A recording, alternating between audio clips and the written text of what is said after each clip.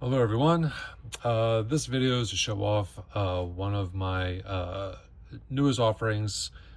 This is Funbie Studios version of Autobot X from the G1 episode Autobot Spike, where Sparkplug creates this robot out of spare parts, and then later on Spike's consciousness is actually transferred to the robot in order to save his life. So a bit of a Frankenstein storyline on this one. So as you can see, I'm actually showing you the three different scales I'm going to be offering.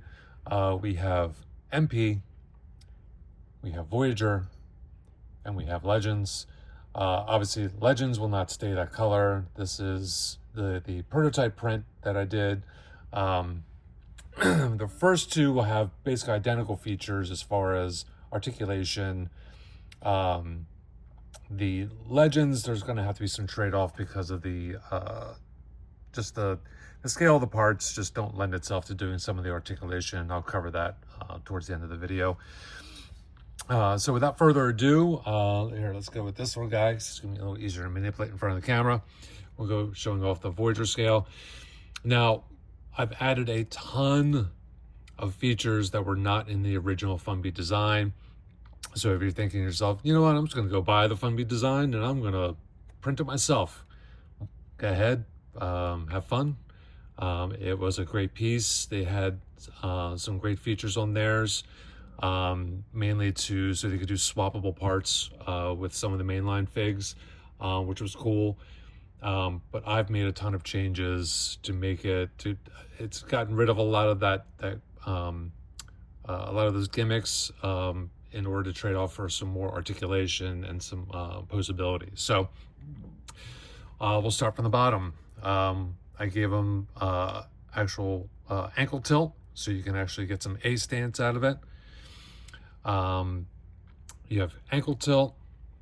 Obviously, you have full articulation of the knee. You have twist on the thigh. Then I added also movable hip skirts, so you can actually get better thigh movement out of it. You can actually go up, not 90, but pretty darn close. You're still kind of limited because there is a push down on that, but pretty darn close. Much more than if you didn't have the movable hip skirt. And the hip skirt moves in the front and the rear. The hip skirts move in the rear as well. And while I'm back here, I'll show you the rear view as well. Also eliminated just about all the pegs out of the design, with the exception of the two in the shoulders, which hold the shoulders in.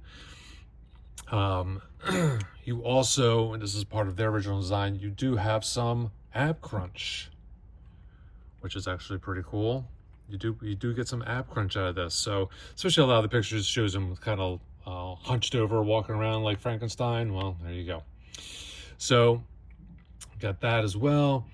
You still have the shoulder movement back and forth, but I also added that as well, so you can get the upward shoulder movement as well as bicep swivel, which was not available in the original design. So this and this were not available in the original design. That's something I've added on, and that is good on both sides. You actually have that functionality on both sides of the figure. Then you still do have you have head articulation, up, down. It's on a ball joint, so up, down, left, right, or you want to remove it all together, that's fine too. But you still have that articulation as well. You still have his arm gun, his hand-gun, which I thought was funny in the G1 episode. He has two guns, but he shoots his blasters from on one of those beginning scenes from his fingertips, which I thought was interesting. It makes sense, but G1. So I also added articulated hands. These are actually Funbie's hands that they used in the for the Megatron arm that went on the SS86 Optimus. I just adapted the hands to for this figure. So you get articulated hands. It's a full palm movement, but you also still get twist out of it as well. But you know, you get some articulation there for grip of whatever. So other than that, you know, it's actually it's a great piece. You know, you have tons of posability now. He's very sturdy, joints are tight, and you know, can hold the poses just fine. Now I'll give you some idea on scale. So here's MP. MP stands about 9 3/4 inches high. So with Prime, he's pretty much right in line with Prime here. Let me go ahead and move some of this and I'll show that off here. So is with MP44 Prime. And then for the Voyager, if you want to go with another Voyager fig, here's Voyager scale Prowl. If you want to see what he looks like with SSA6 Prime, SSA6 Prime's a little taller, but he's more leader class, but you know, still works. That's still close enough. And then for Legends, I don't have a Legends figure, but Legends scale, I'll show you next to a Voyager Prowl, just to kind of give you an idea. So it still scales pretty well. Now I told you I'd go over some of the things for the Legends. On the Legends, and like I said, this is the prototype print. Obviously, it's not going to stay green. The vast majority of the features will stay. What you'll lose, though, is you'll lose hip skirt movement. The pieces are just too darn small.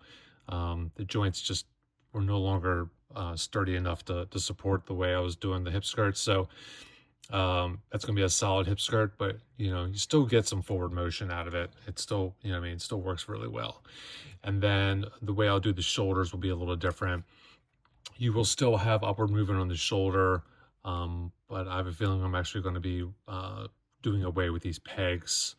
As the parts, the shoulder pieces have just gotten too small, too thin. So other than that, you'll have basically all the other same features, including like even something like the articulated hand. So that'll work as well. So if you have any other questions, feel free to ask. I'll put a link for the to make purchases down in the comment section below. If you have any questions or concerns, please feel free to reach out. I hope you enjoyed this video and have a great day.